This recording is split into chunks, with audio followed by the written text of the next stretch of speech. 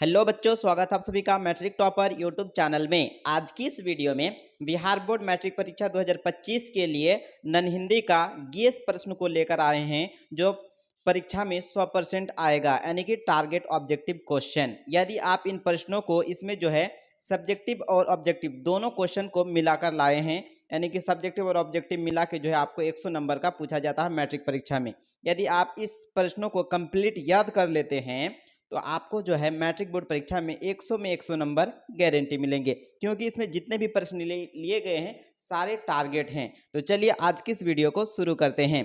और पहला number question देखिए, क्वेश्चन नंबर 1, ये सब्जेक्टिव क्वेश्चन है और परीक्षा में बार बार पूछे जाते हैं, यानी कि हर साल।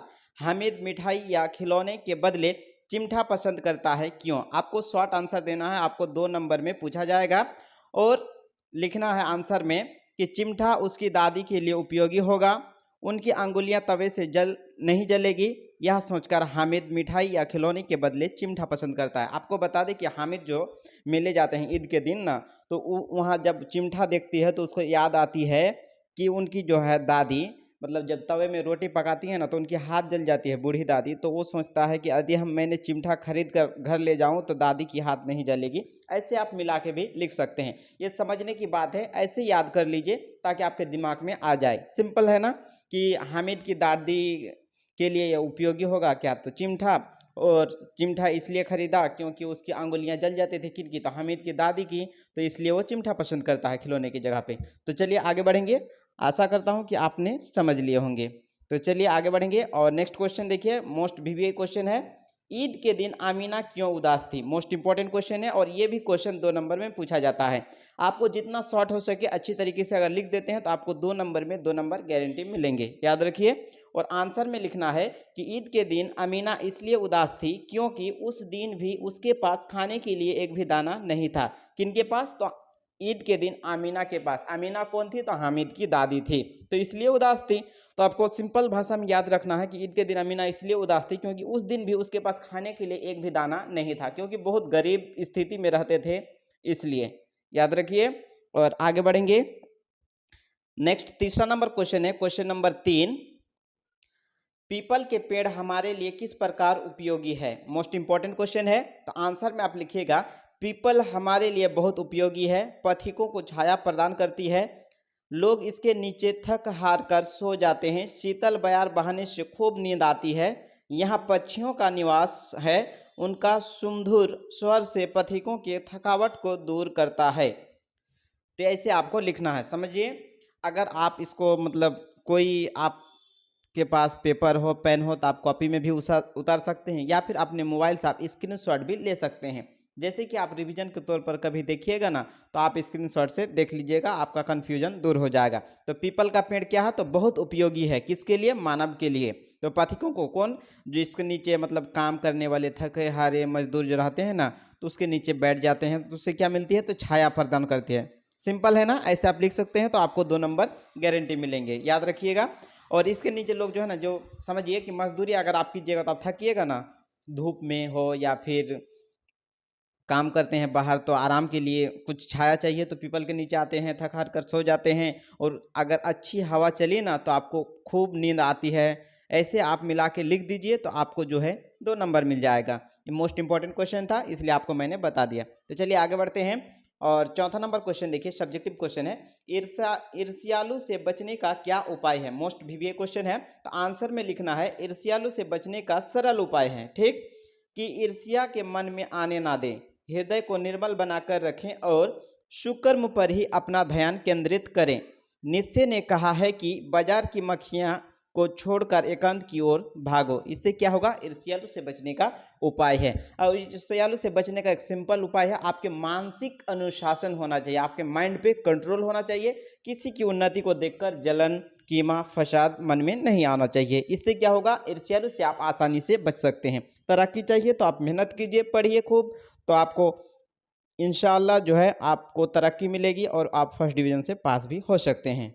ओके, तो आंसर में लिखना है, ईर्ष्यालु से बचने का सरल उपाय है कि ईर्ष्या को मन में आने ना दे, हृदय को निर्मल बनाकर रखे, यानी साफ सुथरा रखे, सुकर्म पर ही, यानी कि अच्छे काम पर सरल काम पर ही अपना ध्यान केंद्रित करें। नीत्शे ने कहा है कि बाजार की मक्खियों को छोड़कर एकांत की ओर भागो, यानी शांति जगह पर रहो, तब आप जो है ईर्ष्यालु से बच सकते हैं। ये भी क्वेश्चन 2 नंबर में पूछे जाते हैं, यानी अगर आप इसको कंप्लीट याद कर लेते तो 2 नंबर फिक्स हो गया। तो चलिए आगे बढ़ेंगे। और एकांत वर्ष जो है ईर्ष्या से बचने का एक उपाय है, ये भी उससे जुड़ा हुआ था। आगे बढ़ेंगे बच्चों। नेक्स्ट क्वेश्चन है क्वेश्चन नंबर 5। संजू को डायरी लिखने में किसने मदद की? तो संजू जो थी, इनको डायरी लिखने में किसने मदद की थी? तो आपने अगर पढ़ा होगा कि दीदी की डायरी, ये मतलब, तो उसमें आपको मिला होगा कि संजू को डायरी लिखने में दीदी ने मदद की। दीदी ने कहा कि रात को मन लगाकर बैठ जाओ और दिन भर की घटनाओं को याद करो और इसे लिख डालो। क्या होगा? तो संजू को डायरी लिखने की प्रेरणा, यानी लिखने में किसने मदद की? तो उसकी दीदी ने। और आपको बता दें कि संजू को डायरी लिखने की प्रेरणा अगर पूछा जाए किनसे मिली, तो महात्मा गांधी जी से। याद रखिए, मोस्ट इंपॉर्टेंट क्वेश्चन है और ये सारे क्वेश्चन आपको 2 नंबर में पूछे जाएंगे। मोस्ट VBA क्वेश्चन है और ये हर साल पूछे जाते हैं। आगे बढ़ेंगे बच्चों। नेक्स्ट क्वेश्चन है क्वेश्चन नंबर 6। अपने देश की उन्नति के लिए आप क्या क्या कीजिएगा? यानी हमारे देश की उन्नति के लिए हम क्या क्या कर सकते हैं, ऐसे ही समझिए कि अपनी देश, यानी कि मेरे देश की उन्नति के लिए हम लोग क्या क्या कर सकते हैं। तो आंसर में आपको लिखना है कि अपने देश की उन्नति करने के लिए हम कठिन से कठिन काम भी पूरा करेंगे और हम पढ़ लिख कर वैसे व्यक्ति बनेंगे जिससे देश की सेवा कर सके। पर्वतों को काट कर सड़क बना देंगे, मरुभूमि को हरा भरा कर देंगे, जंगल में भी महामंगल का निर्माण कर देंगे। इसका मतलब ये हुआ कि हम अपने देश की उन्नति के लिए कठिन से कठिन भी काम पूरा करेंगे जिससे हमको सफलता मिलेगी, और पढ़ लिख कर हम वैसे व्यक्ति बनेंगे, यानी बड़े अधिकारी पद पर बनेंगे जिससे हम देश की सेवा कर सकें। ओके। और पर्वतों को काट कर सड़क बना देंगे, इसका मतलब ये हुआ कि ऐसे मेहनत करेंगे कि पर्वत के भी ऊपर से भी हम लोग चल सकें, जैसे कि हवाई जहाज हुआ या फिर पर्वतों को के ऊपर से आराम से रास्ते बना सके। तो ये लोग कौन कर सकते हैं? पढ़े लिखे व्यक्ति ही कर सकते हैं, साइंटिस्ट ही कर सकते हैं, कोई अनपढ़ जाहिल गवार नहीं कर सकते। याद रखिए। तो मरुभूमि का हरा भरा, मतलब मरुभूमि जो होता है जिसमें फसल नहीं उगते हैं, उसका हरा भरा का मतलब ये होगा कि उस पर हम लोग ऐसे तरक्की, यानी विज्ञान तकनीक की सहायता से हम खेती कर सकते हैं। जंगल में भी महामंगल का निर्माण कर देंगे, यानी जंगल में भी सभा उन्नति लाएंगे। ओके। तो आगे बढ़ेंगे बच्चों। और नेक्स्ट क्वेश्चन, क्वेश्चन नंबर 7। और 7 नंबर क्वेश्चन है, मेला जाने से पहले हामिद दादी से क्या कहता है? तो आंसर में आपको लिखना है, मेला जाने से पहले हामिद दादी से कहता है कि तुम डरना नहीं अम्मा, मैं सबसे पहले आऊँगा, बिल्कुल ना डरना। बस ऐसा ही शब्द लिखना है शॉर्ट में। बहुत सारे स्टूडेंट क्या करते हैं, कॉपी भर भर के लिखते हैं, फिर भी उनको नंबर नहीं मिलता है। तो इसका कारण ये है कि वो अच्छी तरीके से नहीं लिखते हैं, साफ साफ नहीं लिख पाते हैं, यानी बात को अच्छी तरीके से समझा नहीं पाते हैं, इसलिए जो है उसका नंबर कट जाता है। यदि आप इस शब्द को भी लिख देते हैं अच्छी तरीके से तो आपको 2 नंबर फिक्स हो गया कि मेला जाने से पहले हामिद दादी से कहता है कि तुम डरना नहीं अम्मा, ये मेन पॉइंट है। और मैं सबसे पहले आऊँगा, बिल्कुल ना डरना या फिर बिल्कुल ना घबराना। ओके। आगे बढ़ेंगे बच्चों। नेक्स्ट क्वेश्चन देखिए, क्वेश्चन नंबर 8। चिमटा देखकर आमीना के मन में कैसा भाव जगा? तो आंसर में लिखना है आपको, चिमटा देखकर आमीना के मन में हामिद के प्रति और प्रेम गहरा गया, उसके त्याग, सद्भाव और विवेक से वह गदगद हो गई। कौन? तो आमीना की दादी। तो आंसर में आपको लिखना शॉर्टकट में, चिमटा देखकर आमीना के मन में हामिद के प्रति और प्रेम गहरा हो गया, मतलब डीप लव हो गया, बच्चों के प्रति प्रेम जगा, यानी उसके पोता के प्रति, और उसकी त्याग से, यानी उसके जो मन की जो इच्छा के दबा कर उनके लिए जो चिमटा खरीदा, तो उसके त्याग से, सद्भाव और विवेक से, विवेक का मतलब होता है समझ से, उसकी दादी का मन जो है गदगद हो गया। ऐसे आपको लिखना है बच्चों। ठीक। आगे बढ़ेंगे। कोई नहीं बताएगा ऐसा क्वेश्चन आपको, मैंने बता दिया सब कुछ, आप याद रखिए। और ईर्ष्या की बेटी किसे और क्यों कहा गया है? ये जो है शॉर्ट क्वेश्चन है, इसे 1 नंबर में भी पूछा जाता है ऑब्जेक्टिव में, और इसको 2 नंबर में भी पूछा जाता है सब्जेक्टिव में। तो आपको इसलिए बता दिए कि आपको आगे चल के दिक्कत ना हो कि ईर्ष्या की बेटी किसे और क्यों कहा गया है। तो ईर्ष्या की बेटी निंदा ईर्ष्या की बेटी है, या फिर निंदा मतलब ईर्ष्या की बेटी निंदा को कहा गया है, और जो व्यक्ति ईर्ष्यालु होता है उसे क्या कहते हैं? ईर्ष्या की बेटी, और उसे कहा गया है इसलिए क्योंकि निंदा ईर्ष्या की बेटी है और व्यक्ति ईर्ष्यालु है। वो कौन थी? तो ईर्ष्यालु, दूसरों की तरक्की से जलन फसद करती थी। याद रखना। आगे बढ़ते हैं बच्चों। करती थी, और आगे बढ़ना है तो होता है वही व्यक्ति बुरे किस्म का निंदक होता है। दूसरों की निंदा करने का कारण यह है कि वह लोगों की आंखों से गिर जाए और उस स्थान पर वह बैठ जाए। लेकिन ऐसा नहीं होता। आप समझिए कि अगर आप मान लीजिए दो व्यक्ति खड़े हैं और तीसरे की किसी की बुराई करते हैं, तो आपको ऐसा लगता होगा कि हम जो उसके मतलब आपके सामने जो है उससे किसी की बुराई करते हैं, तो आप ये समझते हैं कि हम उसके लिए एक मतलब अच्छे और बड़े व्यक्ति बन गए। लेकिन भाई ऐसा होता नहीं है। अगर आप किसी का बुराई करते हैं तो आप हमेशा रखें कि आप भी बुरे हैं, इसलिए दूसरों की बुराई करते हैं। अगर आप किसी के बारे में अच्छे ख्याल नहीं रख सकते हैं तो बुरा ख्याल क्यों रखेंगे भाई? तो आपका जो है मन साफ होना चाहिए। ओके, ठीक, क्लियर। आगे बढ़ते हैं और देखिए 10 नंबर क्वेश्चन है, कर्पूरी ठाकुर के माता पिता के क्या नाम थे? कर्पूरी ठाकुर जो थे ये बिहार के निवासी थे। तो आंसर में लिखना कर्पूरी ठाकुर की माता माता राम दुलारी देवी और पिता का नाम गोकुल ठाकुर था। यानी सिंपल है, आपको 2 नंबर में पूछा जाएगा कि कर्पूरी ठाकुर के माता का नाम तो राम दुलारी देवी और पिता का नाम गोकुल ठाकुर था। जैसे आप सिंपल समझिए, आपका चाचा का नाम क्या है तो आपका चाची का नाम क्या है। समझ लिया, आपका चाचा का नाम जो है गोकुल ठाकुर था तो आपकी चाची का नाम क्या होगा? राम दुलारी देवी होगा। सिंपल है ना, ऐसे भी याद कर सकते हैं आप। क्या दिक्कत है? 2 नंबर ऐसे ही मिल जाएगा चुटकियों में। तो चलिए आगे बढ़ते हैं फटाक से। और 11 नंबर क्वेश्चन देखिए, क्वेश्चन नंबर 11, आर्यभट्ट किस विधा के क्षेत्र में विख्यात है, यानी कि प्रसिद्ध है, फेमस है? तो आंसर में आपको लिखना है आर्यभट्ट खगोल विधा के क्षेत्र में विश्व विख्यात है। किसके? तो खगोल विद्या के क्षेत्र में।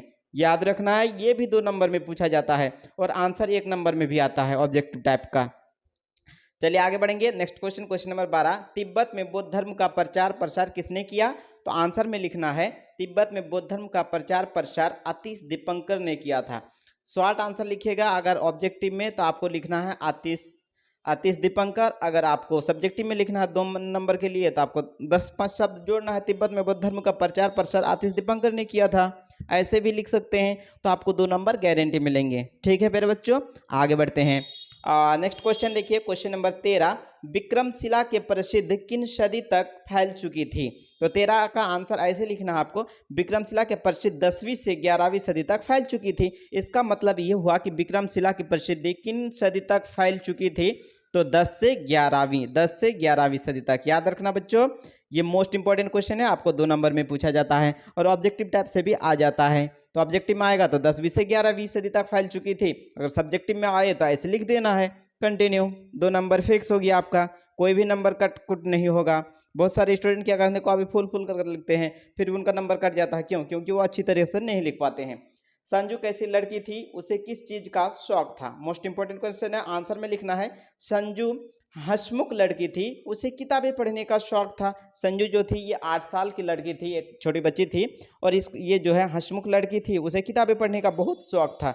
जो दीदी की डायरी में मतलब उसकी दीदी ने सहायता की थी और उसको जो डायरी लिखने की प्रेरणा किससे मिली थी? तो महात्मा गांधी जी से। ये सब लिख देना है आपको, तो 2 नंबर मिल जाएगा। तो आपको शॉर्ट में लिखना है, फिर भी 2 नंबर मिल जाएगा, कोई दिक्कत नहीं है।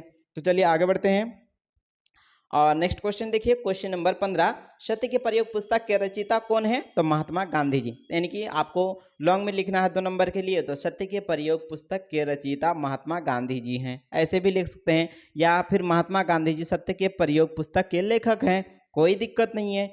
रचयिता का मतलब राइटर, लेखक, जो समझे वही सही है। ओके, आगे बढ़ेंगे और नेक्स्ट क्वेश्चन देखिए, क्वेश्चन नंबर 16, पीपल किसकी रचना है? ये भी 2 नंबर में पूछा जाता है। यानी पीपल जो है कविता है, ये किनके द्वारा लिखे हैं? तो गोपाल सिंह नेपाली की रचना है। यानी पीपल गोपाल सिंह नेपाली की रचना है, उनके द्वारा लिखे गए हैं। ये ऐसे लिख देना है, कंटिन्यू, आपको 2 नंबर फिक्स हो गया।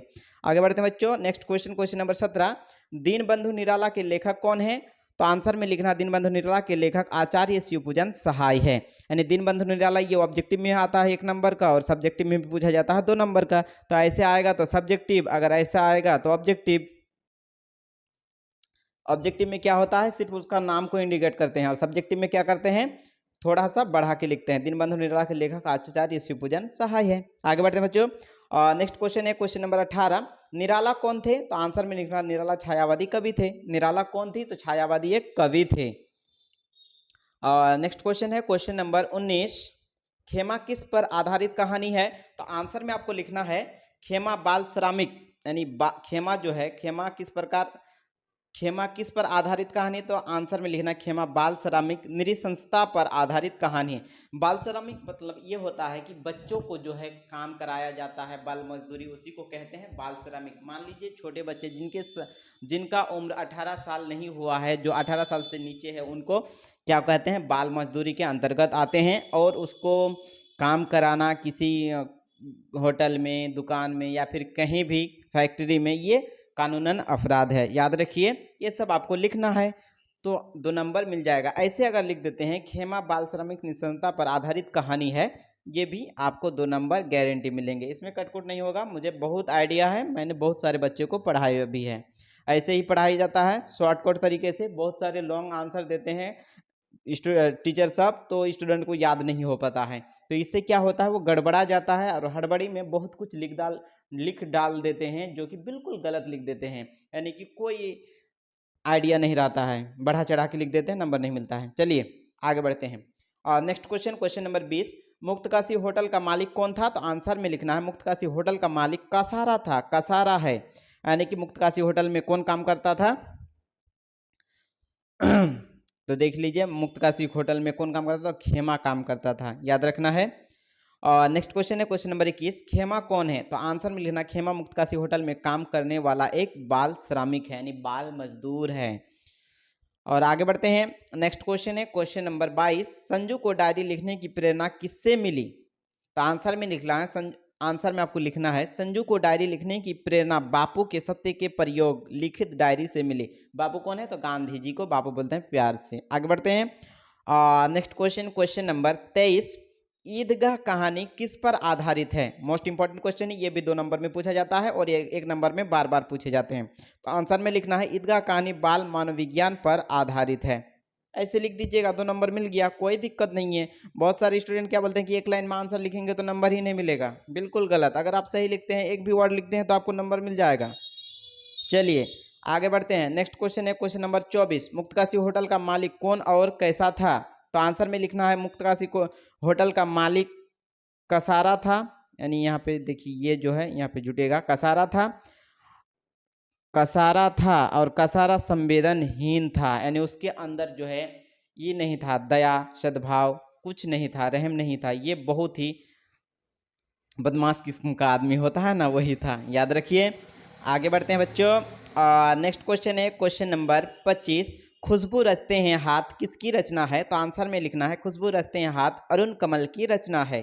हो गया 2 नंबर। ऐसे लिखना है कि खुशबू रचते हैं हाथ ये अरुण कमल के द्वारा लिखे गए हैं या फिर उनके रचना है। खुशबू रचते हैं हाथ ये क्या है? या एक कविता है, याद रखिए।